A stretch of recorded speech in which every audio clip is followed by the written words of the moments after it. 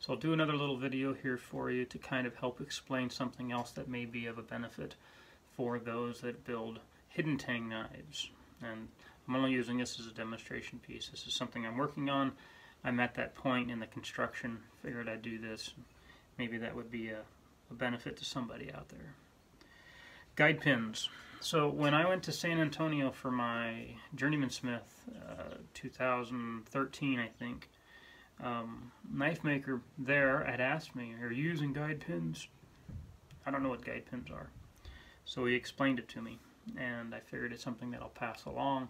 Maybe it'll be of a help to somebody else out there. Guide pins are essentially that, guide pins. So when you're building a knife, typically the way that I would always build knives in the past would be take the blade, finish it out, put the guard on, finish it up, put the handle on, and then shape everything in one. Well, using guide pins allows you to make things in components separate from each other and constantly being able to fit them together to make them into a finished piece. So anyhow, blade, handles already drilled, everything is done on the fitting. I put holes in. Now these are 16th inch brass pins. It doesn't have to be 16th inch. That's just what I had. Something small diameter preferably. The guard is also drilled. Everything is drilled to accept the pins. So, how do we do this? Well, step one is to make a collar or some sort of a spacer. It could be a sacrificial spacer or collar. I guess in a case like that it would be a sacrificial spacer. Just to create a template. This is the slot that accepts the tang of the knife, and from that you will use to transfer those holes onto either your handle or guard, and then vice versa when you're done with that particular piece. Spacer's made first. The guard is already roughed out with no holes in it yet. The way that I do this, the guard is rough fit, everything's tight, everything's the way it needs to be, but it's not really shaped at this point. Here obviously it is, but backing up a few steps.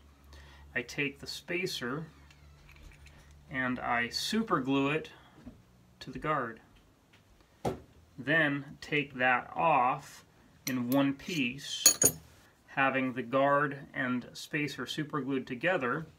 I then will drill holes about halfway through the thickness of my guard, all the way through the spacer, halfway through my guard. Break that off. Boom. Now I've got two separate pieces again. Keeping the alignment of that, which was already drilled, I then take and mount that to the knife. That helps hold everything in alignment. Super glue the other side, and then glue the spacer to my handle. Once that is done, I then take that and, using the same holes, drill the holes down. I like to go about 3/4 of an inch or so. That gives me enough substance in there to do the job. It doesn't have to be exact, just whatever, just as long as the pins will set and will stay firm. Once that's drilled, break that bond. Now I have 3 sets of holes. I have a set of holes halfway through the guard. I have a set of holes all the way through the spacer, which was my template, but this will be used as a spacer. And then holes in my handle. Take my pins, set my pins, so now everything fits just like that. So, if you've stuck around long enough without fast forwarding to the point, here's where the explanation comes in for the reason behind the guide pins. Is so making a knife in components, in pieces, independent of themselves, so that it's made the blade separate from the guard, separate from the handle. This method will allow you to make the blade, make the guard. Rough fit the guard. Okay, looks like I got to take a little bit more off here or a little bit more off there. Whoops. Take it off, do the work, and then go back and fit it and check yourself. Same goes for the handle. Once the handle has been pinned, you can grind on it and shape it however you need to, whatever shape configuration you want.